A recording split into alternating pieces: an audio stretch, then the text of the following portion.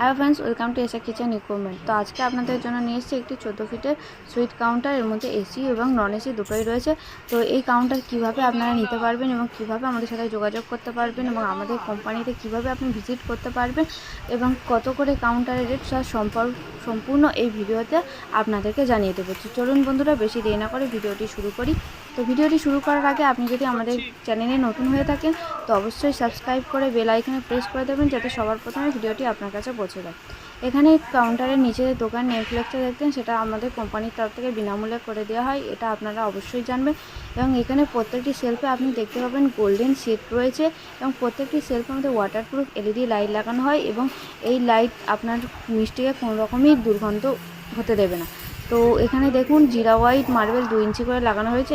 এটা হচ্ছে 4 ফুট আমাদের যে এসি রয়েছে সেই এসির দিকটা দেখুন, কাঁচটা আমাদের পুরোই ঘেমে গেছে এবং আমাদের যে কাউন্টারে স্টিল দিয়ে রেডি হয় সেই কাউন্টারের স্টিল হচ্ছে জিন্দাল স্টিল। আপনি এর স্টিলের নাম অবশ্যই কোথাও না কোথাও শুনেছেন।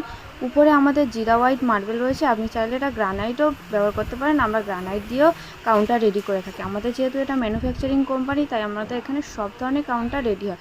এছাড়া কাউন্টার চার, ডিপ ফ্রায়ার, স্যান্ডউইচ গ্রিলার, আরও নানান ধরনের কিচেন ইকুইপমেন্ট এখানে তৈরি হয়।